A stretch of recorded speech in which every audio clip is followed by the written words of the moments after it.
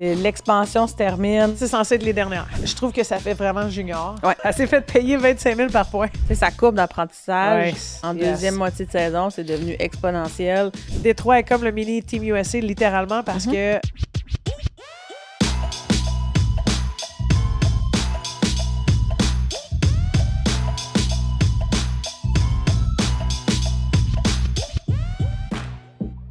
Salut tout le monde! Aujourd'hui, à notre épisode 24, on a décidé de faire un petit Just the Two of Us type of épisode parce que, je sais pas si vous avez remarqué, mais dans les dernières semaines, il y a eu pas mal de stock. Il y a du mouvement. Passé, exactement. Et il y a beaucoup de choses à expliquer puis essayer de démêler. Puis on va le faire du mieux qu'on peut en essayant de pas vous mélanger on top of it parce que là, on a passé notre dernier épisode avec Anne-Renée des célébrations.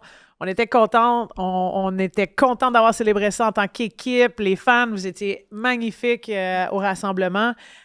Puis à travers les messages que vous nous avez envoyés sur Instagram, YouTube et Facebook, il y a eu beaucoup de « OK, c'est le fun, on célèbre, on a eu du plaisir », mais là, on devient un peu anxieuse et anxieux au fait qu'on ne sait pas qui va rester pour la prochaine saison à Montréal, puis où nos joueuses on s'est attachés à, là, en tant que fans, seront. Fait que, on a décidé... Je sais pas si Anne-Renée, elle a déjà entamé les plans de sa nouvelle cuisine, par exemple. Ah, c'est vrai? Parce qu'elle attendait Parce que là, ouais, d'être protégée, là, dans le protégée. fond, on pourrait vous... on va faire un suivi là-dessus, ouais. On va vous amener dans le... Envoie-nous tes plans, Anne, on va t'aider. Anne, on peut... on est bonne en design. Hein, Cam? Bon, oui. Très... oui, moi, je pense qu'on pourrait l'aider. Bon point. Mais reste à dire qu'elle va pouvoir rénover sa cuisine. Oui. Bon point. Elle qui avait mentionné justement qu'elle attendait de voir qu'est-ce qui allait se passer, la protection. Je trouve ça intéressant aussi parce que là-dedans, tu sais, même pour elle, d'avoir cette petite pensée-là, à dire, ben, j'espère me faire protéger, mais en même temps, je dois être prête à, si je quitte, ben, oui, je ferai pas mes rénovations, mais vers quoi je m'en vais, tu sais, c'est quand même un feeling on intense. n'arrête pas de le dire aussi, ça reste que sont en train de bâtir une ligue professionnelle, puis fait que oui, t'as les... Ben, tout peut se faire, tout peut se dire, tu sais, il y a une façon humaine de le faire et tout ça, fait que tu sais, il y aurait eu une façon aussi de... Ça aurait pu aussi que 100%. dire, ben, finalement, on y va d'une autre direction, puis on les protège pas, mais ça, c'est le volet business qui embarque. Puis on l'a vu dans d'autres équipes aussi. Tu sais, à Montréal, on a été chanceuses. On protégé Laura, Marie-Philippe et Anne-Renée. Ouais. Mais il y a des gros noms dans les autres équipes qui n'ont pas nécessairement été protégés. Fait que ça démontre que, effectivement, c'est une ligue professionnelle.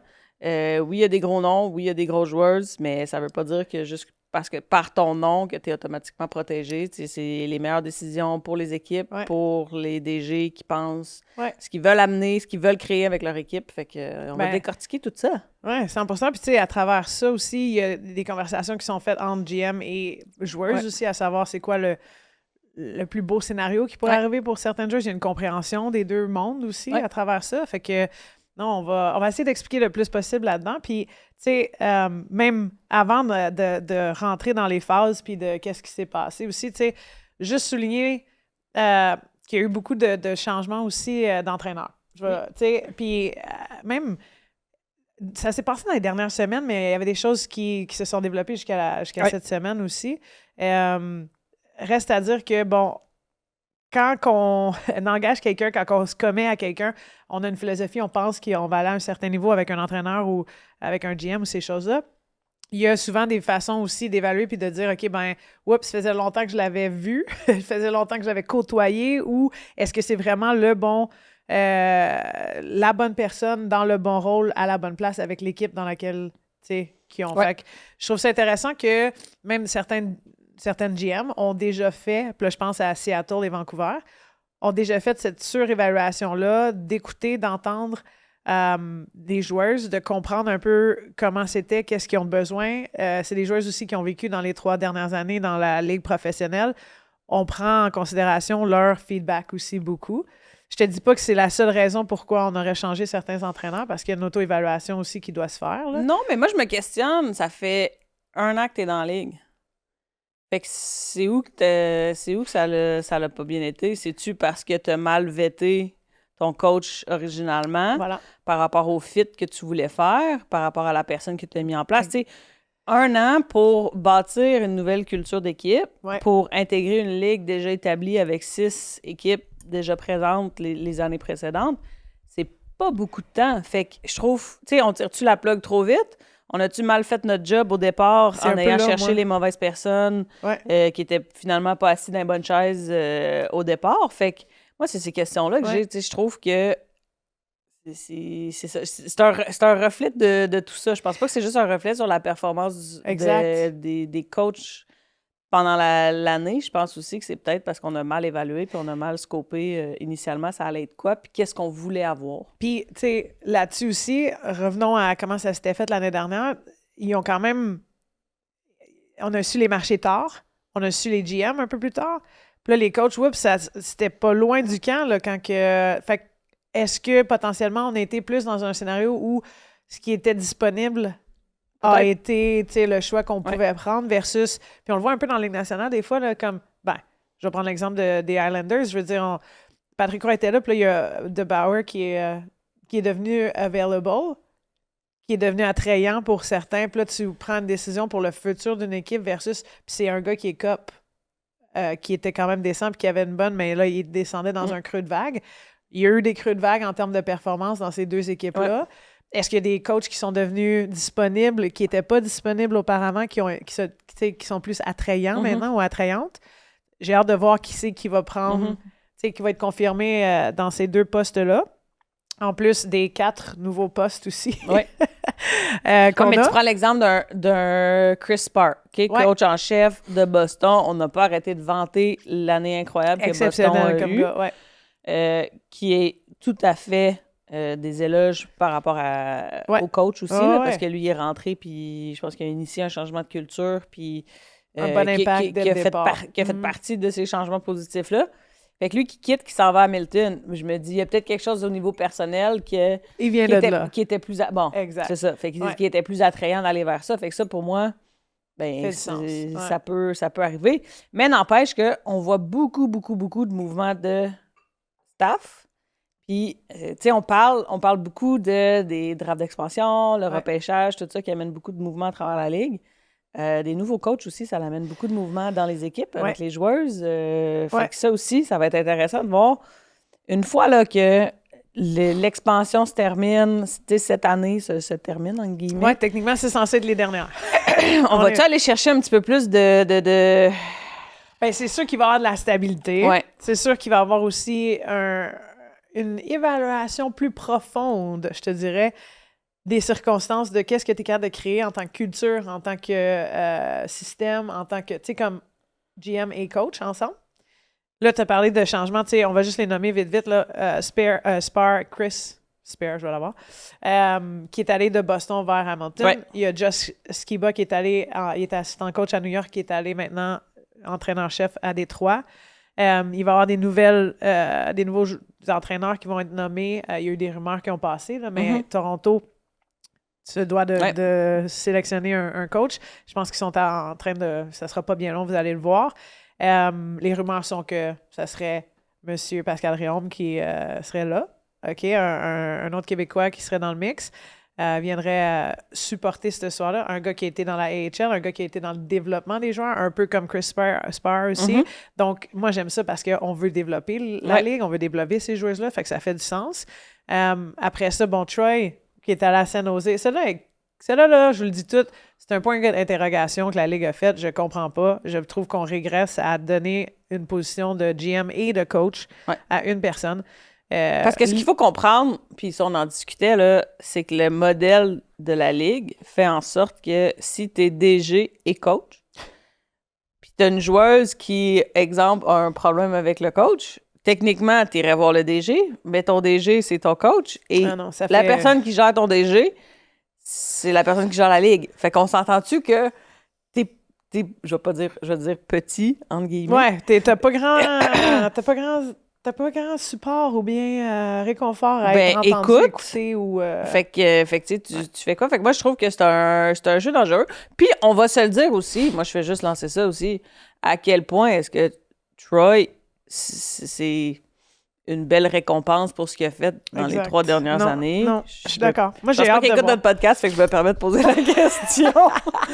Puis c'est fair de le faire. Puis on vous comprend, là, on est dans le même questionnement aussi. Moi, je trouve que c'est une façon aussi de... Je trouve que ça fait vraiment junior. Ouais. On régresse un peu en faisant ce move-là. On s'est pressé à le faire, mais bon. On n'est pas là pour bâcher ce qui s'est passé. Il y a un scénario qu'on a cru en ce qui a peut-être lui émis comme présentation ou qui a donné ou qui est, tu sais, il l'a fait, je pense, au junior, justement, en East Coast, avant de le transférer dans le hockey féminin, on va le dire de même.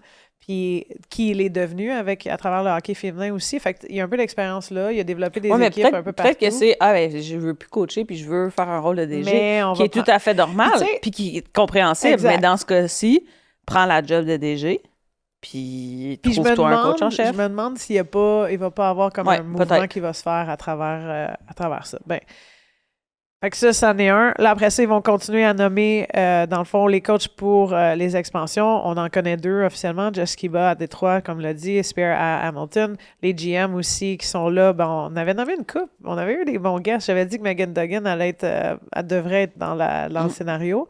J'aime cette organisation-là déjà un peu. Après ça, Vegas, Dom, qui est la GM, vient du monde de l'agence, travaillé avec CAA pendant des années et Pat Brisson et compagnie. Donc, elle connaît le monde de la négociation, le monde du hockey féminin aussi un peu, beaucoup, parce qu'elle avait des joueuses dans la LPHF. Elle a joué, elle, universitaire à Trinity aussi. Fait que, tu sais, il y a c'est une belle corrélation. Un beau background. Il y a des rumeurs qu'elle engagerait, encore une fois, une entraîneuse qui, je ne sais pas si elle a été acceptée ou pas, mais Kim Weiss, qui viendrait de la AHL aussi. Donc, une autre qui suit un peu les pas de Jess Campbell, on va le mettre de même. On va voir où ça va, puis quand est-ce que ça va être confirmé. Puis, San Jose, on vous l'a dit, Troy et Troy. Oui, Troy et Troy. Troy et Troy, ça va de même. Donc là, il reste Toronto, Seattle, Vancouver, puis les 2 équipes que je viens de nommer où Vegas a confirmé l'entraîneur. Ouais. Parce que là, Boston, ça a-tu été confirmé, le coach? Non, ils l'ont nommé, oui. Okay. C'est Method. Oui, c'est ça. Exact. Fait que Method va être là. Est-ce qu'il va garder le même staff? Est-ce qu'il va peut-être avoir un peu de mouvement ici et là? Est-ce qu'il y a des staffs qui veulent revenir, qui étaient, mettons, aux États-Unis, qui veulent revenir au Canada parce qu'ils viennent de là? J'ai hâte de voir un peu ce mouvement-là. Mais, en tout autre, c'est comme un peu secondaire à tout ce qui s'est passé à travers les phases 1 et 2. Oui. À date, là, on entame, on est mercredi le 10, on entame la phase 3. Écoutez, envoyez-nous vos questions aussi ici et là parce que ça va me faire plaisir d'essayer de répondre si on n'a pas été assez clair dans certains endroits, mais on va essayer au moins de décortiquer un peu qu'est-ce qui est l'expansion cette année. Je vous rappelle qu'il y a toujours 2 façons de suivre les contenus de KO Sport, soit en s'abonnant au ko-sport.tv. Vous avez droit à différentes primeurs, des offres spéciales, des rencontres avec les animateurs de la station. Sinon, vous pouvez toujours nous suivre sur YouTube. Alors, abonnez-vous à notre chaîne. À bientôt! Parce que c'est totalement différent de l'année dernière. L'année dernière, c'était un draft. C'était un scénario où, par étape, les équipes d'expansion choisissaient des joueuses, puis les joueuses n'avaient aucun choix, techniquement, lorsqu'elles étaient sous contrat. Les UFA, les joueuses autonomes, avaient un choix, elles, de négocier un peu plus tard dans l'expansion. Cette année, on a voulu donner encore plus de power aux joueuses. Power de décision à dire oui ou non, dépendamment de l'offre qui était mise devant elles. Je pense que c'est la meilleure façon de le décrire là, en une phrase.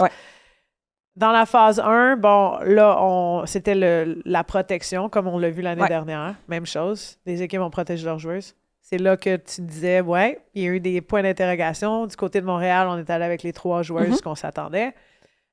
Toronto, on est allé un peu différent. Parce que je m'attendais à ce qu'on protège, peut-être la capitaine. Mais on a décidé d'y aller avec... Puis aussi, il faut comprendre, les GM doivent protéger des joueuses qui sont sous contrat ou les signer et les protéger. La joueuse qui est en autonome peut choisir de dire « Je veux pas signer tout de suite, je veux voir ce que je vais recevoir sur le marché. » Fait que tu sais, les GM, des fois, quand on s'attend à ce qu'ils protègent certaines joueuses, il y a peut-être une conversation ou une situation où la joueuse l'a pas... c'est ça. Et l'agent ne l'a pas laissé, mettons, se faire.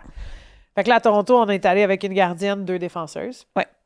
Fast et Shelton. On voulait locker certains morceaux parce que je pense qu'on s'est fait dire que certaines joueuses allaient choper à travers les marchés et qu'on ne s'attendait pas. Je pense à une Daryl Watts là-dedans. Là, après ça, on passe à Ottawa. Ottawa, ça, j'ai été surpris beaucoup aussi. On était dans une situation où je pense qu'on aurait pu protéger des éléments. On était avec Phillips, c'est sûr. Parce qu'on s'entend que c'était sûr et certain. Après ça, Silverlinen, ça, je l'avais dit aussi, défenseuse de Ottawa qui est legit depuis des années puis qui fait, en tout cas, la différence. Puis là, je pense que ça a été annoncé, les coachs pour Toronto. C'est justement ce que Sam me disait. Fait que Pascal Riom est à Toronto officiellement live aujourd'hui. Live! Vous l'avez avec nous! Message de Toronto. Merci à notre technicien en arrière.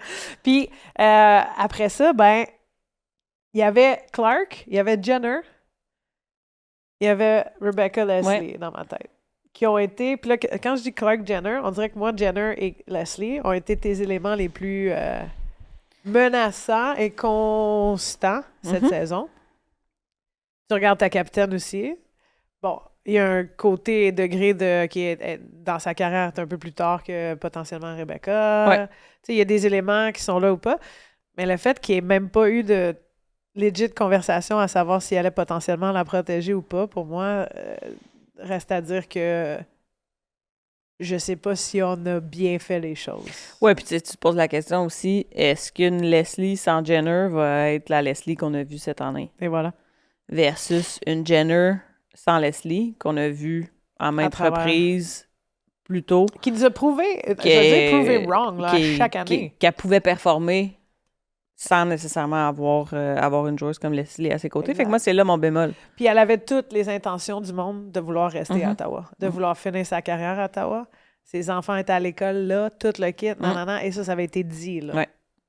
Loud and clear, tu sais. Ouais. Fait qu'au GM, ça me surprend pas qu'elle ait été picked up. Oui. Ça, on va en revenir après, là, mais... chapeau à elle aussi. Ouais. Chapeau à Duggan. On va dire demain, Megan Duggan qui a fait son move là-dessus. Fait que là, à Ottawa, on a protégé ces 3 joueuses-là. Reste à voir, il va falloir qu'on ajoute offensivement parlant dans ma tête parce que, comme tu l'as dit, Leslie a eu une très belle saison. Elle a eu une très belle saison aux côtés de très bonnes joueuses aussi. Il faut le dire aussi, là, ça veut Ottawa a perdu Jenner, a perdu Clark, a perdu Gilday. Fait que ils se sont fait... J'ai hâte de voir qui vont protéger aussi. Ils se sont fait dépouiller tout de même avec... parce que là, on entame la phase 3 qui est la protection de 3 joueuses pour les équipes existantes.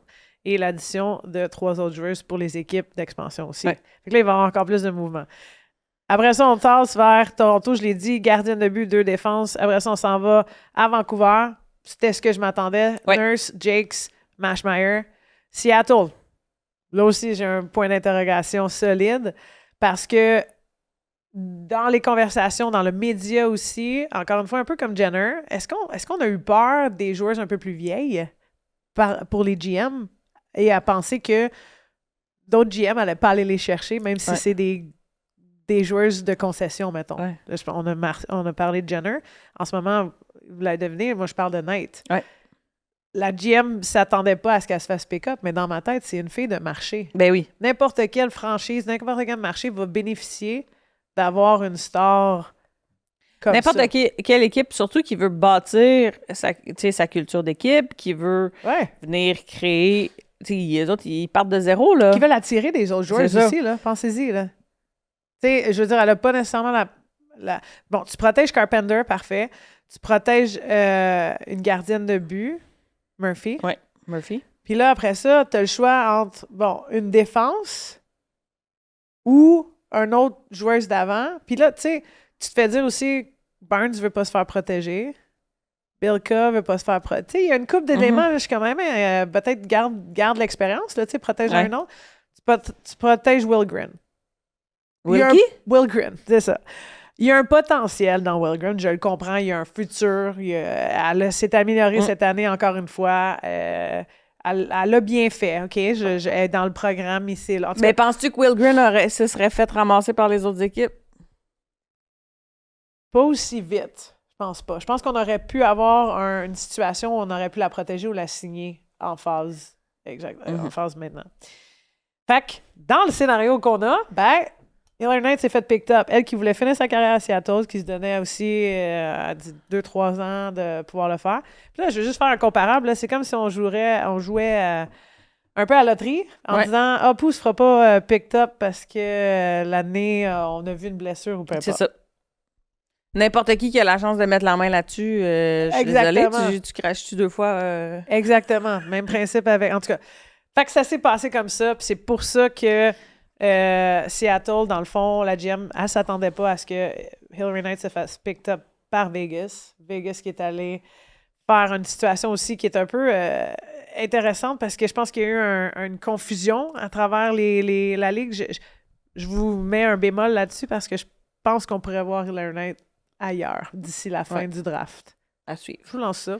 Mais ça reste que Seattle, tu sais, tu perds Schroeder, tu perds Knight, tu perds Bilka, tu perds Barnes, fait que tu viens de perdre 4 grosses joueuses. C'est ça. 4 joueuses qui changent la note. Ouais. Fait que là, tu n'as plus de coach en chef parce que lui non plus, il est plus là. Là, tu perds 4 grosses joueuses. C'est mis un peu dans une situation... Fait que ça va être intéressant de voir les prochains mouvements pour une équipe comme Seattle, mais c'est sûr que moi, ça m'a fait... Faut pas froncer les sourcils, là, qu'ils disent, là, mais ça m'a fait froncer les sourcils à quelques reprises. 100%. Puis après ça, on descend vers Minnesota. Ouais. Minnesota qui a protégé les joueurs que je pensais qu'elle allait protéger aussi. Panic, Heisey, puis Rooney. Oui, une gardienne. En sachant probablement que Lee Steckline n'allait pas sortir dans les 2 premières phases puis qu'on allait pouvoir potentiellement la protéger plus tard puis qu'elle veut rester au Minnesota, en sachant aussi potentiellement que Kendall n'allait pas se faire prendre. Celle-là est intéressant. Kendall Schofield. Je me demande pourquoi elle n'a pas été picked up encore. Mais moi, je pense que c'est un peu le gamble que Seattle faisait avec Knight, que Minnesota a fait avec Coyne. Puis Minnesota a gagné son pari versus Seattle qui l'a perdu. Ouais. Un peu, mais... je comprends ce que tu veux dire. Ça aurait pu être elle aurait pu être picked up. Oui, elle aurait pu. Mais c'est sûr que tu regardes la profondeur de toutes les attaquantes sur le marché, il y en a beaucoup. Mais là, tu vois, techniquement, il y a juste Curl qui est parti. Parce qu'ils ont réussi à signer Heisey pour 3 autres années, puis négocier avec elle, puis l'avoir. Donc, on signe et on protège. Même chose avec Panic, signe, protège. Puis le Rooney, elle avait déjà un 3 ans, je pense, d'extension. Fait qu'on a juste comme protégé là-dessus. Mais là, tu perds quand même, 2 jeunes défenseuses qui sont allées à Vegas en Batterson et Cooper. Puis Britta Curl, qui a été quand même un élément positif pour Minnesota, on va se le dire. Là. Elle a quand même terminé dans le top 3 des attaquantes avec Panic, avec Heisey pour la saison. Fait que, tu sais, tout de même un gros élément de profondeur. Bon, on le sait, Curl, t'aimes ou t'aimes pas, là? C'est une joueuse de hockey. J'aime pas comment elle est cheap, c'est ça. On va dire de même, mais elle est dangereuse. Puis elle ramène la rondelle. Puis, tu sais, on l'a vu dans les séries aussi, la game qui a été suspendue, ça a fait une grande différence sur la patinoire, le fait qu'elle n'était pas là. Versus quand elle était habillée puis elle était sur la glace. C'est que t'as pas la même aura, t'as pas la même je vais jouer sur un peu des edges où il faut que je me watch parce qu'elle va peut-être même me pincer, mettons, quand je joue contre elle. Tu comprends? Un peu, tu sais, on va faire la... Larry, baby! Fait que, tu sais, c'est... Ou une joueuse un peu comme Roke, là, tu sais, qui est dans ta face, qui joue tout le temps un petit peu sur sa ligne, qui est tout le temps... qui peut te sortir un peu de ta game, comme ça, que tu le sais qu'il faut que faut que tu sois consciente qu'elle est sur la glace, qu'elle joue, tu sais, fait que ça, c'est... Des joueuses comme ça, c'est pas toutes les joueuses qui sont comme ça. Non, exact. Puis Vancouver a perdu personne, j'ai hâte de voir pour la suite. Juste un bémol là. Après ça, on descend vers New York. New York est allé assez intense. Protéger 3 joueuses d'avant. 3 joueuses d'avant, puis c'est ton futur. Mais en même temps, c'est le noyau de l'équipe. O'Brien, Kaltunkova, puis Fillier. Tu sais, c'est 3 joueuses jeunes avec du potentiel extraordinaire. Fait que fait que, tu sais, New York... Puis, tu sais, il le savait aussi parce que, bon, d'un côté, il y avait une belle profondeur de défenseuses, je vais le dire de même. Puis, il savait aussi qu'il y avait d'autres défenseuses potentiellement qui allaient se faire pick-up avant ces joueuses-là. Ouais. Fait que, tu sais, quand tu as un bon noyau, tu es capable, puis comme tu l'as dit, c'est des joueuses de concession, c'est des joueuses que c'est sûr que... Moi, je trouve ça cool qu'ils aient fait, you know what, fuck que je mette une joueuse par position. J'y vais avec eux parce que notre offensive va être solide. T'sais. Ouais. Là, après ça, bon, là, en phase 3, il va être capable d'aller protéger 3 autres joueuses. Il est déjà bien placé parce que tout ce qu'il a perdu en ce moment, c'est... Ben, il en a perdu quand même 3, là. Ouais. Tchurkowski, Il y en a tout perdu à la 4. même équipe. Ah oui, 4. Non, Avec Osborne. Ah oui, Osborne. J'avais oublié Osborne qui est allé à Hamilton aussi. Osborne à Hamilton. Fait que là, il reste Shanahan. J'ai hâte de voir qui va aller chercher un peu parce qu'il y a des gardiennes qui sont disponibles, mais il y a aussi des gardiennes qui rentrent dans le draft. J'ai hâte de voir qu'est-ce qu'il va faire là-dedans, Pascal. Mais il y a une belle... en tout cas, il y a une belle chose à voir. Une belle stratégie, mettons. Puis là, ce que j'allais dire, c'est que San Jose est allé chercher, bon, O'Neal sur un IFO. Ça, je trouve ça intéressant. Oui. Là, ça veut dire qu'elle ne pouvait pas refuser ce contrat-là. Et ça, c'est pas un contrat au-dessus de 100 000 aussi? Avec un bonus de 20 000. Je trouve ça intéressant. Elle a eu... C'est comme Ben, si good job, O'Neal! Ouais. Elle s'est fait payer 25 000 par point. Ouais. En tout cas, fait que ça, c'est ça. Puis, Anne Tchurkowski, jeune joueuse, elle m'a impressionnée l'année dernière. Elle était particulièrement forte. Elle joue sur le premier trio majoritairement. Puis, Wheeler aussi, même chose. Fait que, bon, il a perdu 3 attaquantes, il en a signé 3, puis il a perdu une gardienne.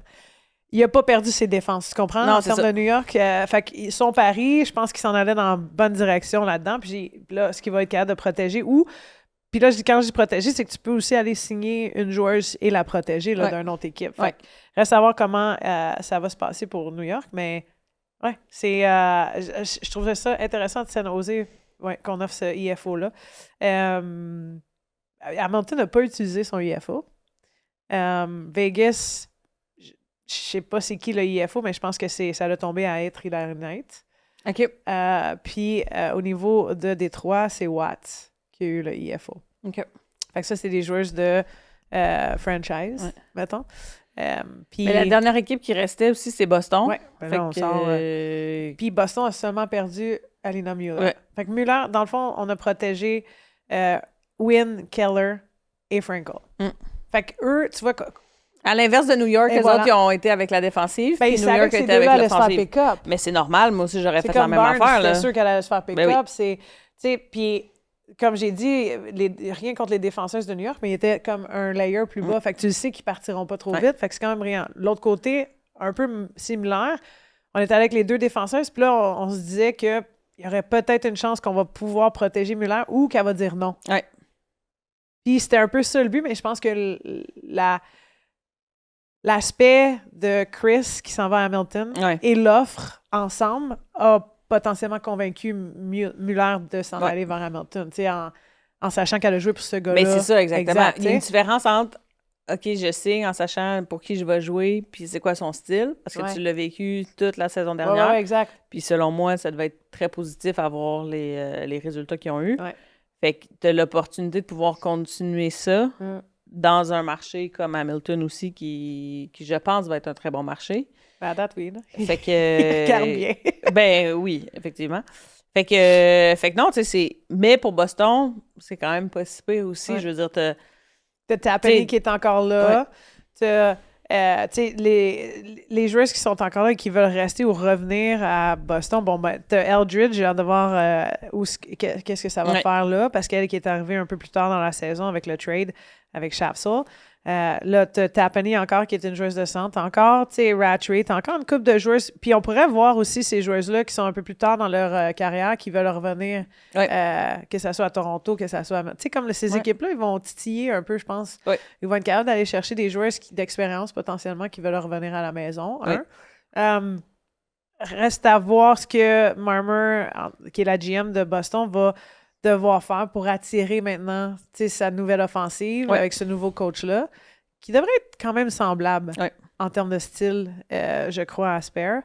Fait que encore une fois, on a bâti avec la défensive pour s'en aller vers l'offensive. Là, le next step pour elle, pour moi, ce serait de signer Tapani. Je pense qu'elle veut rester là.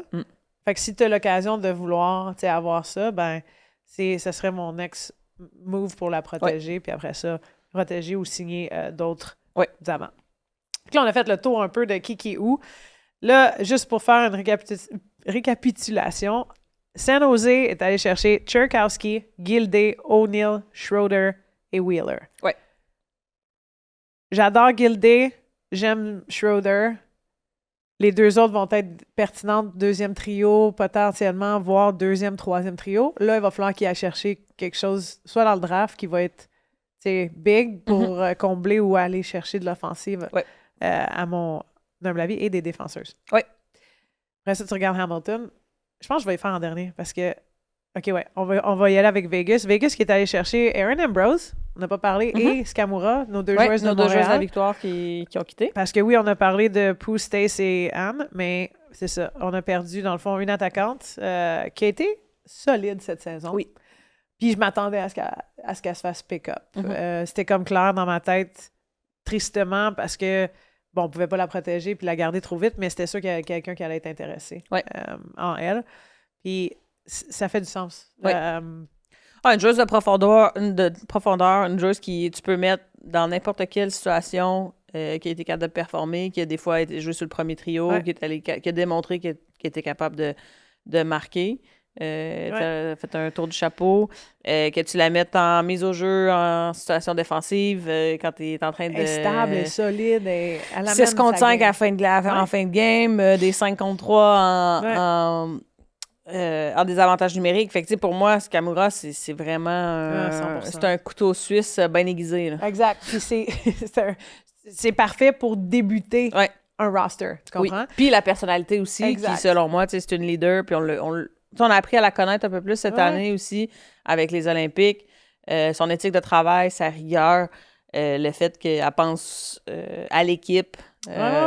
Tous ces éléments-là que tu te dis, ben crime, si tu veux bâtir ta nouvelle culture d'équipe, c'est une joueuse très forte sur laquelle miser puis bâtir. 100%. Puis comment elle a performé au niveau international aussi. Ça peut être attirant pour d'autres joueuses aussi. Parce que c'est comme ça que tu veux le faire aussi. Il y a des joueuses qui peuvent prendre des décisions en sachant qui est dans l'alignement aussi. Tu comprends? Fait que ça peut être un positif là-dedans. Après ça, bon, Aaron Ambrose qui se joint à 2 jeunes défenseuses. Ça donne une belle condition parce que tu as un dynamisme dans les 2 autres. Tu as un dynamisme aussi avec Aaron. Si tu mix-match, mettons une Batterson avec Ambrose ou Cooper avec Ambrose, on pourrait avoir un mix-match de je ralentis le jeu, je vois le jeu, je suis le corps arrière en Aaron, à le dynamisme d'une joueuse qui va monter la rondelle à l'avantage ou être une option pour elle, s'ils mettent en duo comme ça. On pourrait voir aussi les 2 joueurs jouer ensemble là, du Minnesota ou anciennement du Minnesota en Batterson puis Cooper. Puis dans le cas d'Erin, moi je dirais, avec là où est-ce qu'elle est rendue dans sa carrière, pour elle, je pense que je sais pas si son éthique, c'est less is more.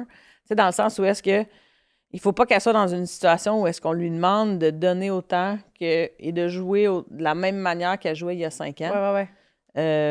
Parce que elle est plus vieille. Elle a ralenti je sais pas la plus grande marchande de vitesse non plus.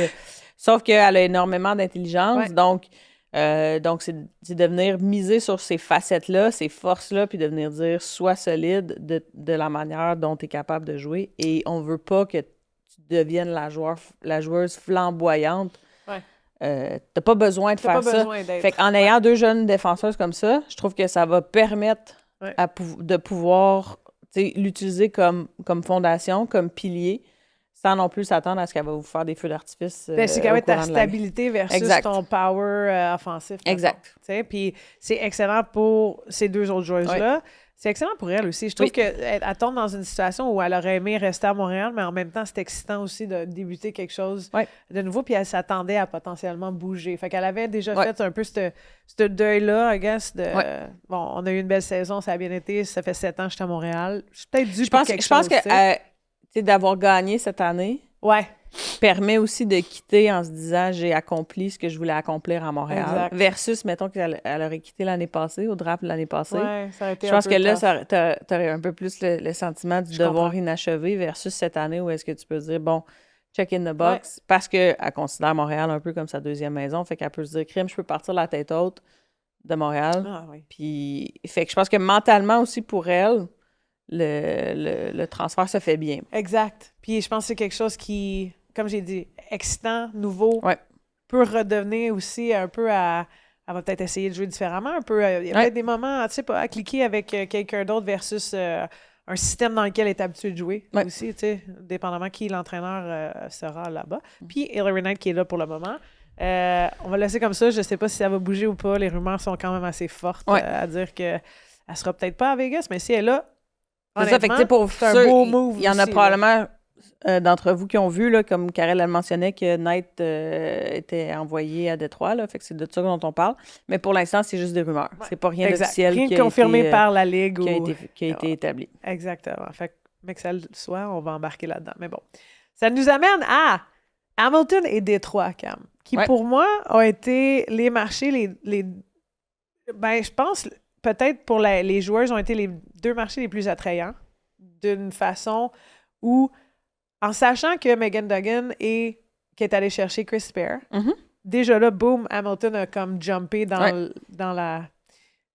la phase oups, c'est peut-être un marché que j'aimerais être et aller. Puis ça l'a paru avec les joueurs qui sont allés chercher. Énormément. Emily Clark, Nicole Gosling, notre autre Montréalaise aussi, Brianne Jenner, Alina Mueller et Kylie Osborne. C'est un bon 5. Je fais juste nommer ça, j'ai même pas de point d'interrogation à savoir pourquoi elle, pourquoi... Tu sais, puis là, tu verrais potentiellement une Jenner, Mueller jouer ensemble avec un speed de Clark ou bien on va chercher autre chose avec en tout cas des joueuses d'attaque qui pourraient donner beaucoup à une fille comme Jenner ou une fille comme Mueller. De Gosling aussi pour partir ton corps défensif, ton noyau défensif. Elle a eu une super saison. Elle a bien terminé. Puis ce qui est le fun avec Gosling, c'est sa deuxième moitié de saison. Elle a tellement... Tu sais, sa courbe d'apprentissage en deuxième moitié de saison, c'est devenu exponentiel avec la confiance qu'elle a gagnée. Tu sais, la joueuse à la fin de saison versus la joueuse qui a débuté la saison. La maturité qu'elle a gagnée exactement. Aussi. C'est pas la même joueuse qu'on a vue. Fait que là, tu pars avec tout ce bagage-là, avec cette solide, confiance-là.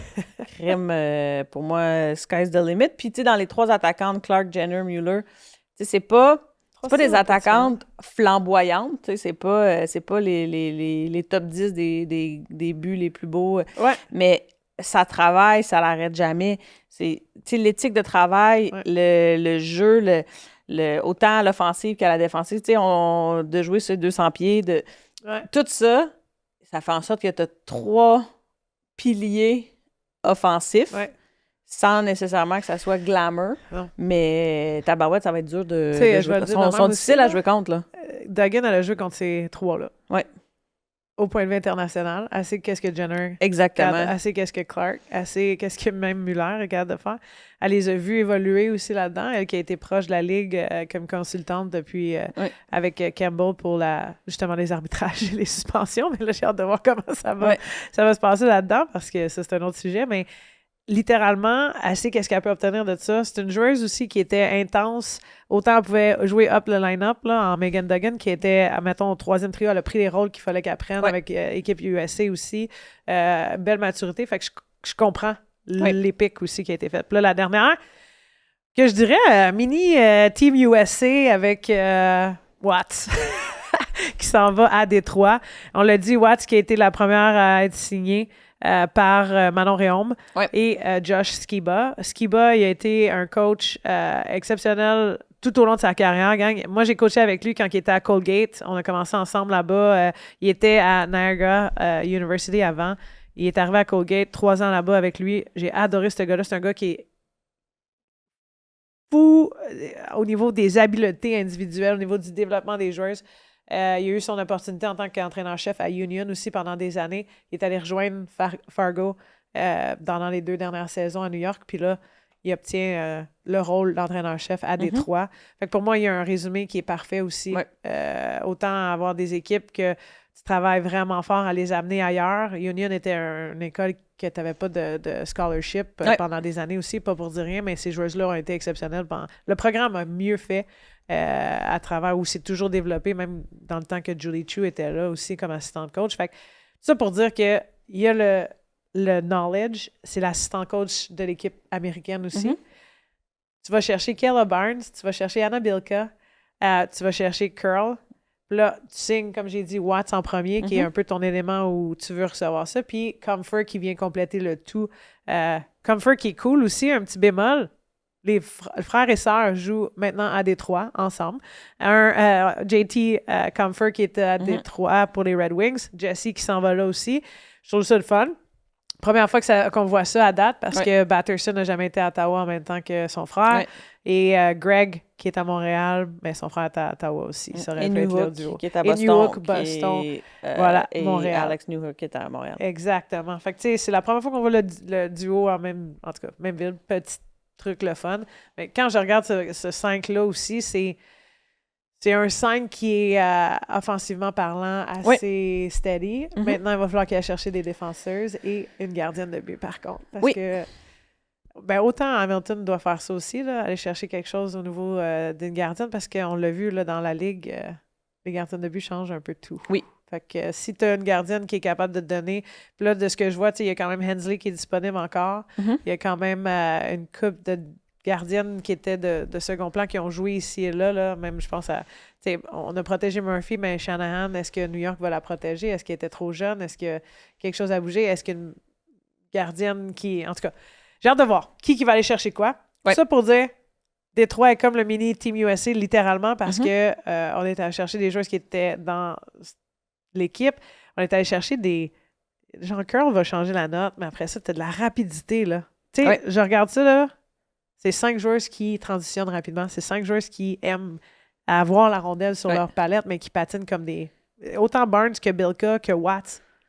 Tu comprends? Puis Comfort va aller chercher les rondelles pour les batailles. L'importance de dire, si ça se concrétise pour Knight qui s'en va à Détroit, Tabarouette qui est capable de te sniper ça sur un 10. Elle se ferait feeder assez facilement aussi. C'est exactement ce que tu as besoin pour Knight. Là, tu peux pas lui demander de faire faut que tu aies quelqu'un qui va chercher le F1, de gagner la bataille, de ressortir avec la puck, puis de se faire la passe à elle-même dans le slot pour la mettre top cheese. Non, faut que tu ailles chercher les rondelles pour elle. C'est ça. C'est ce que tu pourrais obtenir justement d'une Bilka et d'une Comfort. Fait que si ça se concrétise, ça vient amener une autre facette aussi encore plus importante pour faut que tu aies plus qu'un pick de draft. T'sais, la rumeur était, OK, Knight s'en va à Détroit, puis il donne le premier choix dans le repêchage. Je m'excuse, mais tu as besoin de donner 1 ou 2 choix à Vegas. Là, peut-être, mais si Détroit est capable de s'en sortir en donnant un seul choix... C'est fou.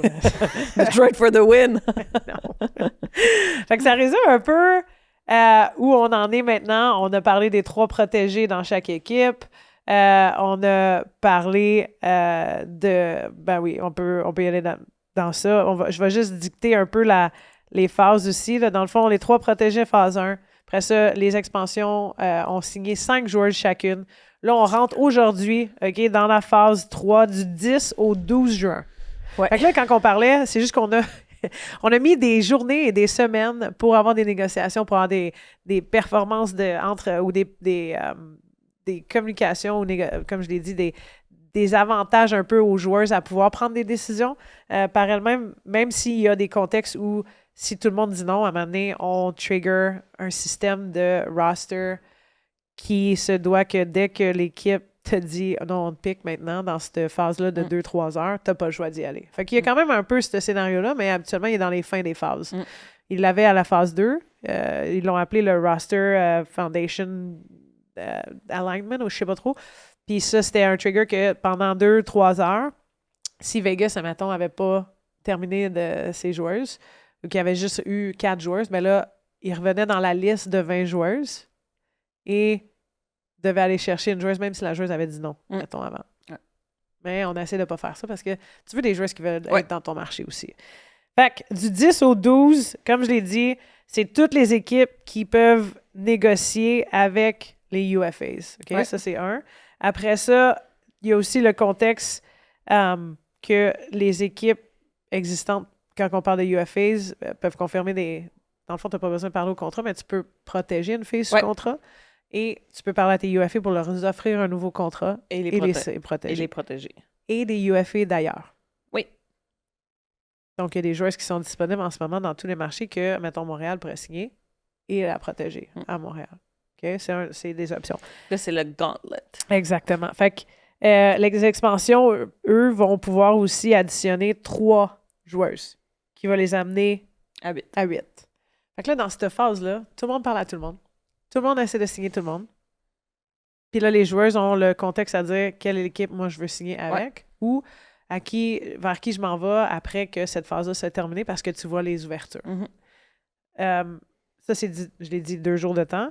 Après ça, on passe à la phase 4 qui est du 14 au 15. Et ça, c'est seulement les expansion teams qui vont avoir la chance d'aller, dans le fond, signer 2 autres joueuses. Il faut qu'ils se rendent à 10. Ouais. Fait que là, ils vont être à 8 après la phase 3. Ils se rendent à 10. Puis, phase 5, du 16 au 18. Puis là, on s'entend parce qu'il y a le draft en milieu de ça. Du 16 au 18, les équipes existantes, eux, ils peuvent re-signer des joueuses qui sont encore disponibles dans leur line-up. Ils peuvent aussi... Il n'y a pas de limitation, techniquement, à combien de joueuses ils doivent ou un minimum de joueuses qu'ils doivent signer. Fait que ça, c'est un peu, littéralement, la frénésie des... Non, I guess phase 6 serait plus toutes les joueuses autonomes sont disponibles maintenant. Mais ça, pour moi, je le vois plus comme tu peux closer la boucle avec les joueuses que tu as protégées. C'est des 6 joueuses que tu as protégées. Qui t'es allé chercher au repêchage. Donc, c'est qui les joueuses sur lesquelles tu as mis la main pendant le repêchage. Et là, après ça, tu regardes l'étendue de ton équipe, le roster que tu as, puis tu te dis, parfait, qu'est-ce qui manque, puis qu'est-ce qu'il faut que je vienne closer. Puis puis qu'est-ce qu'il y a encore disponible. Exact. Sans que les expansions soient dans le mix aussi. Fait que c'est seulement tes 8 équipes. Exact. Puis c'est ça. Ils peuvent re-signer, ils peuvent signer des nouvelles, en tout cas, ça y va comme ça. Fait que c'est une bonne chose que Danielle, elle a eu 2 semaines de célébration où est-ce qu'elle n'a pas dormi beaucoup, parce que moi, je pense que les 2 prochaines semaines, elle ne dormira pas beaucoup encore une fois. Non, exactement. Il y a du stock, il y a du pain sur la planche, il y a des joueuses exceptionnelles qui sont dans le repêchage aussi. Oui. J'ai hâte qu'on voit qui va où, puis ça va nous permettre aussi même, tu sais, on n'aura pas nécessairement une autre épisode à parler des drafts où on va voir là, si on en fait un autre, parce que la prochaine, on vous l'annonce maintenant, mais on va recevoir Laura Stacy enfin par votre demande à tous et à toutes. On nous l'a promis, elle va être là dans la prochaine épisode la semaine prochaine. Mais vraiment, à travers, là, ça débute, comme je l'ai dit, après ça, le draft, il y a beaucoup de choses qui vont changer et savoir aussi quelle joueuse va aller vers quel camp après aussi. Parce que là aussi, second détail ou un autre détail qui a été ajouté, c'est que autrement, des années passées, les GM vont signer seulement 19 joueuses avant les camps. Ce qui fait en sorte que, on va avoir des joueuses qui vont se battre pour les derniers 5-6 roster spots au camp.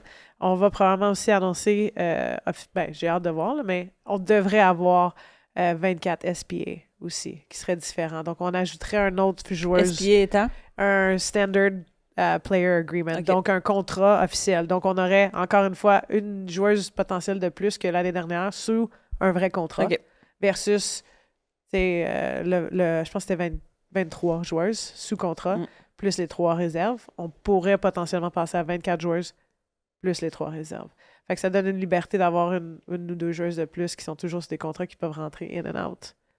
Ça me fait penser, tu sais, avec les NHL, tu avais le jeu que tu pouvais jouer à l'ordinateur. Là. Mon frère, il l'avait à chaque année. Puis là, tu pouvais être DG d'une équipe, puis faire genre le draft puis le repêchage. Imagine s'il sortait le jeu pour il devrait le faire cette année. La LPHF pour cette année avec toutes les phases d'expansion. C'est un coup que tu rentres dedans, tu comprends les phases. C'est juste qu'il y a plein de petits bémols à travers ça que nous, les agents ou agentes et GM avaient besoin de savoir. Tu sais, tu savais exactement qu'un UFA ne pouvait pas se faire prendre dans telle phase ou que c'était juste les filles. Tu sais, comme une équipe existante ne peut pas aller chercher une fille sous contrat. Oui. Mais ça fait beaucoup de petites étoiles. Exactement. Beaucoup d'étoiles. Fait que, en tout cas, on devrait être rendu environ 10 à 16, whatever. 10 joueuses là, d'ici les 2 prochaines phases, on va dire de même.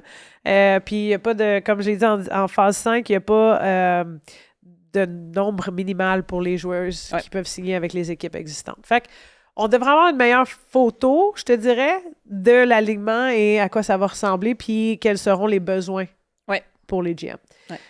Très excitant. Le jeu de serpent et échelle va se terminer à ce moment-là. Ouais. Je te dirais qu'après la phase maintenant qu'on entame, là, elle va être solide. Je me demande si c'est le même qui se semble. Parce qu'il y a encore une stratégie. Je signe quelqu'un, fait que là, j'ai pogné l'échelle. J'ai perdu quelqu'un, j'ai pogné le serpent. Ouais. Parce qu'il y a quand même une stratégie encore à dire, genre, en tant que GM, tu parles à des joueurs que tu veux signer, que tu sais qu'ils vont sortir plus en phase 4 et 5, que tu veux qu'elles sachent qu'elles sont vraiment...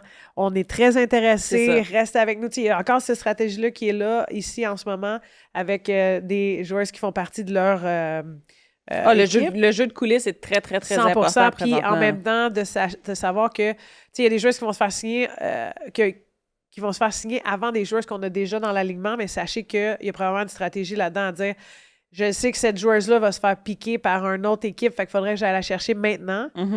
Ou il faudrait que je protège elle, sûr et certain, parce qu'elle va se faire prendre par une équipe. Mais je sais que je vais signer X et Y dans la phase 4. Fait que sachez que les GM sont très stratégiques. Il y a vraiment une compréhension à dire il faut que j'aille chercher ces joueuses-là parce qu'il y a une autre équipe qui va aller les chercher, mais je sais que j'en ai 2 que je vais signer dans mon équipe qui sont commis en ce moment dans ça. Puis l'autre affaire qui va arriver dans cette phase-là aussi, il y a eu, puis ça, je regardais ça tantôt, il y a eu des joueuses qui se sont fait offrir des FPO dans la phase 2 et qui ont dit, quand tu te fais offrir un FPO, c'est que tu peux dire non, mais d'ici la phase 3, il faut que ces joueuses-là soient signées. À salaire plus bas. À salaire average du même... Fait qu'un FPO, il y a une braquette que les expansions te donnaient. Fait que c'est entre, tu sais, mettons, je pense que c'est 79 à... Fait que tu es dans un certain critère qu'il faut que tu signes. Mais là, en disant non au FPO dans la phase 2, là, il faut qu'une équipe existante ou l'équipe avec laquelle tu t'étais l'année dernière te signe absolument. Fait que si tu ne signes pas à la fin ou tu n'as pas d'autre offre, tu te dois de prendre le FPO de l'équipe d'expansion. OK. Tu comprends? Fait que c'est comme une obligation à forcer certaines joueuses. Il y en a 6 qui ont eu ces offres-là. Fait que ces joueuses-là doivent être signées. Fait que si leur équipe n'a pas le budget. Ah, shit. Fait que là, tu es dans un dilemme. Mais personnellement, à cette phase-là, tout le monde a le budget. Fait qu'il faut savoir, mais ça vient jouer un peu dans ta connotation de combien de joueuses tu vas pouvoir signer après aussi.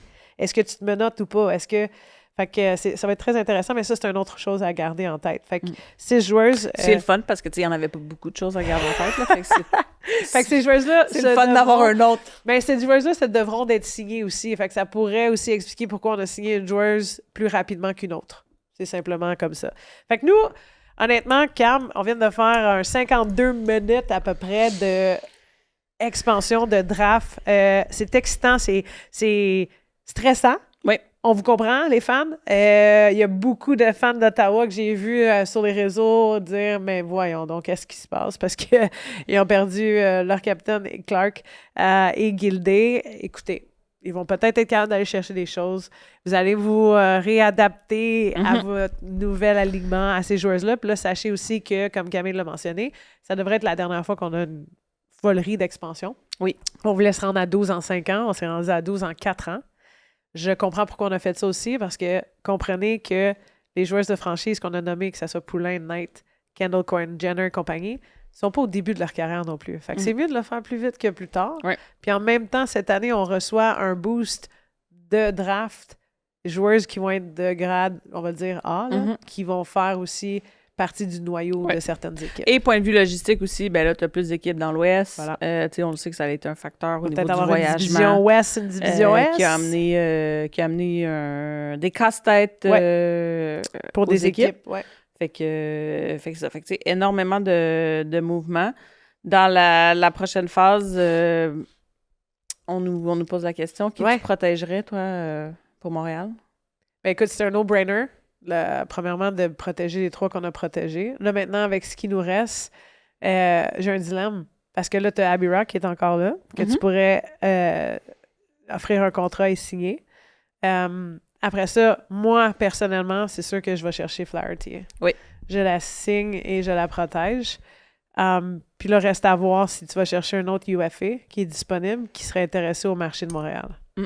Puis là, je pense à des noms comme ça, vite, là. Mais il y a des Emma Matek qui sont encore disponibles. Il y a des Jessie Eldridge. Il y a des... Même Tapani, même à savoir si elle aimerait bouger ou pas. Il y a des... Puis rien contre Dark Angelo, rien contre certaines joueuses qu'on a dans l'équipe, mais je pense qu'il y aurait un moyen que Montréal pourrait même s'améliorer dans cette phase-là. Aller chercher justement 3 joueuses. Quand je dis aller chercher, c'est signer ou protéger et potentiellement une nouvelle. Parce que Montréal est attrayant. Oui, Montréal est attrayant pour les joueuses. Je pense qu'on pourrait aller chercher des joueuses, pas nécessairement à discount, mais qui aimeraient jouer aussi aux côtés de justement ce trio-là. Oui, mais moi, définitivement, tu signes et tu protèges Abby Rock.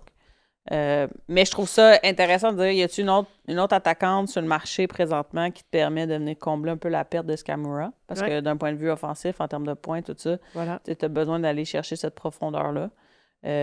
Comme tu as dit, oui, on a une Dark Angelo, mais c'est pas sur la feuille de pointage que... Puis même, j'irais même jusqu'à dire, là, tu parles de Scam, tu sais, il y a Noel de ce monde, je sais pas si vous vous souvenez de Noel de Minnesota, qui est aussi UFA. Il y en a une couple qui sont à travers la ligue qui vont être là. Tu sais, on parlait tantôt de, mettons, de Rattray, de Tapani, de Shirley. Il y en a une couple qui sont UFA qui pourraient aussi bouger un peu partout. C'est sûr. Puis après ça, ben, tu as le casse-tête défensif avec la brigade défensive qu'on savait qu'on avait beaucoup de profondeur cette année. Là, tu as perdu Gosling, tu as perdu Ambrose. Donc, qu'est-ce que tu fais avec ça? Qui tu vas signer? Effectivement, une Flaherty qui s'est montrée tellement... stable et efficace cette année. Efficace, puis un pilier en défensive. Puis un fit dans le locker room aussi, qu'on a appris avec le temps, puis qu'on a découvert aussi là, à travers nos amis puis tout. Mais je sais pas, moi, je signerais... Comme tu as dit, Abby Rock, mais j'irais stabiliser un peu la défense aussi. Oui, puis après ça, il y en a qui vont sûrement dire, OK, mais une Tabine, t'as mis où dans tu vois, ton line-up? Je Flaherty avant Tabine en ce moment. Moi aussi. Hot take. Hot take quand même assez... Mais on verra. Pas si hot take, mais on va voir. On va voir comment c'est. Puis, tu sais, à travers tout ça, on peut s'avancer puis avoir du fun avec ça puis faire comme un fantasy draft. Là, c'est ça. Perdez pas de sommeil avec ça, là, mais c'est juste le fun de pouvoir spéculer. Là. 100%. Puis, en sachant que tu as des options, je pense que Montréal a des options. Oui. Je pense qu'on est bien positionné, on a bien fait les choses à travers les années. Puis quand je dis on, j'ai rien à voir là-dedans, mais c'est ça. Daniel et les je pense qu'avec le coaching staff qu'ils ont, avec l'équipe, avec la foule, avec les fans, le marché en tant que tel, le marché, c'est tout ce qui englobe l'équipe aussi, dont vous faites partie aussi à la maison. Le d'aréna, là, c'est le fun. C'est ça. Fait que je pense qu'on a démontré qu'à Montréal, tout ça, on fait bien les choses. Fait que c'est sûr que ça devient très attrayant pour les joueuses, comme tu le dis. La culture d'équipe qu'ils ont bâtie dans les 3 dernières années. C'est ça que tu veux pas perdre. Exact. Fait que tu veux pas nécessairement aussi rentrer quelque chose qui pourrait briser un peu cette culture-là. Exact. Fait que faut que tu sois conscient des personnes, des joueuses et du talent. Oui. C'est comme 3 niveaux à cet endroit-là. Mais je serais ils vont sûrement... Ça serait intéressant de voir Abby revenir aussi, savoir qui qu'on pourrait ajouter. Maintenant, c'est notre... Pour qu'elle ait son Bubble Night. Oui, Bubblehead Night, oui. Maintenant, c'est notre fameuse... Tape dans le dos. Oui. Puis là, cette semaine, moi, je t'ai parlé avant l'épisode de ça parce que je te l'ai pas demandé, mais hier, tu as été... Gros événement familial. Voilà. Parle-nous-en un peu. Puis après ça, moi, je vais rentrer dans ma table. Oui. Bien, ce qu'il faut comprendre, c'est que... On a parlé un peu. On a un fan fini chez nous à la maison. On a eu la chance de... Pendant notre carrière, ma soeur et moi, quand on a joué, d'avoir mon frère qui nous suivait à tous les niveaux, qui était notre fan numéro 1 dans les estrades, à venir à toutes nos parties, puis tout ça. Puis, fait que mon frère, qui a une paralysie, qui, lui, n'a jamais joué au hockey, mais ça l'a jamais empêché de nous suivre. C'est un connaisseur. Oui, vraiment. Il suit son hockey. Puis là, maintenant, il continue d'être notre fan numéro 1, fait qu'il écoute tous les podcasts qu'on fait. Mais bref, hier, c'était sa collation des grades à l'UQAM, où est-ce qu'il a reçu son diplôme pour son bac. Donc, c'est exceptionnel, Cam. Tu m'as montré la vidéo, on va le mettre aussi si c'est possible. Je te sens même émotionnel maintenant en parlant. Joe, on te donne cette tape dans le dos-là parce que tu es un être humain incroyable. Ta bonté, ta joie de vivre, tout ce que tu as réussi à accomplir... où tu es maintenant versus... En tout cas, ce que les gens s'attendaient. Oui. Hier, tu as marché à travers le stage. J'ai vu le vidéo, je suis devenue émotionnelle. Ta sœur est en train de... Il y a des gouttes des yeux qui va. Ouais. Ça m'a fait chaud au cœur. Et le standing ovation que tu as eu des gens, des professeurs, de ton papa et toi qui marchent, puis après ça, tu prends le toit indépendamment, tes derniers pas pour recevoir ton diplôme. Chapeau, j'ai des frissons. Je te donne ma tape dans le dos. T'es exceptionnel. Lâche pas. J'ai hâte de te donner un gros câlin pour te féliciter personnellement, Jo. Ah oui, puis tu sais, c'est des années d'efforts, de persévérance. Puis tu sais, c'est le parallèle aussi de, tu sais, quand on dit les jeunes filles maintenant qui peuvent aspirer de jouer dans une ligue professionnelle, tu sais, pour moi, Joe, c'est différent, mais c'est similaire. Tous 100%. les efforts qu'il a mis La résilience, à pouvoir faire ça. Puis c'est pas parce que tu as un handicap dans la vie que c'est obligé de te mettre des barrières sur ce que tu peux accomplir. Puis fait que très assidu dans ses études. Et pour moi, il n'a pas fini. D'ailleurs, il continue. Sacré Joe. Ben, tu ne retiens pas les voisins. Non, vous êtes c'est tous sûr un peu dans la même catégorie. On aime tout ça étudier dans notre famille, mais aller à l'école, fait que je pense que ça démontre justement que quand tu le veux, quand tu es prêt à mettre les efforts, puis aussi quand tu as un beau support familial, amical, à l'école aussi, à l'UQAM, je pense qu'il y a un très beau support à l'école aussi qui lui permet de continuer de rêver, de continuer de travailler, de continuer à performer. Fait que, non, un beau moment familial hier avec cette célébration-là. J'adore ça. Puis, tu as parlé de jeunes filles qui poussent ou qui développent une ligue. Joe, les gens qui te voient, merci d'être la visibilité pour d'autres. Tu vas inspirer des gens, c'est sûr et certain. Tu en inspires à tous les jours. Tu nous inspires. Mais je trouve ça le fun parce que les gens vont pouvoir le voir et y croire. Ouais. Fait que chapeau à toi. Ouais. Exact. Fait que belle tape dans le dos à mon frère Jonathan. Jonathan Dumais, tu le mérites. Félicitations. Et à tous les autres gradués diplômés aussi. 100%. On est là-dedans. Là. Sam, toi aussi, hein, on te félicite, même si tu as manqué ta graduation. Mais je trouve que c'est des beaux moments. Fait que moi, hier, j'avais un rappel sur mon Facebook, pas sur mon Instagram, mais sur mon Facebook, qui disait « Il y a 13 ans, je graduais de Dartmouth. » avec mon diplôme universitaire. Fait que c'est des beaux moments. Appréciez-le. Vivez-le en famille, avec amis, tout ça. C'est beaucoup d'efforts qui a été mis. Fait que je vous lance toutes des tapes dans le dos à vous. 100%. Vous le méritez. 13 ans, ça veut dire que ça fait 14 ans, moi. En tout cas, félicitations. Grosse affaire. Merci tout le monde d'avoir été là aujourd'hui. On vous revoit la semaine prochaine avec Laura Stacy. Donc, soyez-y. Regardez notre épisode. Envoyez-nous les questions si envoyez-nous des questions pour Laura. Et sur l'expansion. Là, littéralement, ça peut être notre sujet avec elle aussi, puis ici et là, on en parler, puis comment elle le vit. Moi, ça m'intrigue aussi de savoir comment les joueuses le vivent, ces moments-là. Puis, merci d'avoir été là. On se rapproche de la fin de saison, mais on va être là le plus longtemps possible. On va revenir l'année prochaine aussi pour la saison de la LPHF. Très contente d'avoir fait celle-là aujourd'hui avec toi. Ouais. Suivez-nous. Allez vous abonner parce que c'est ça qui fait en sorte qu'on grossit ces chiffres-là ici, là, que vous voyez, puis qu'on peut continuer à le faire. Fait que merci à tout le monde. Merci d'avoir été là. Envoyez-nous vos questions. On veut avoir la conversation. On veut que vous fassiez partie de nos chit-chats sur le sofa ici ensemble. Merci la gang. Merci.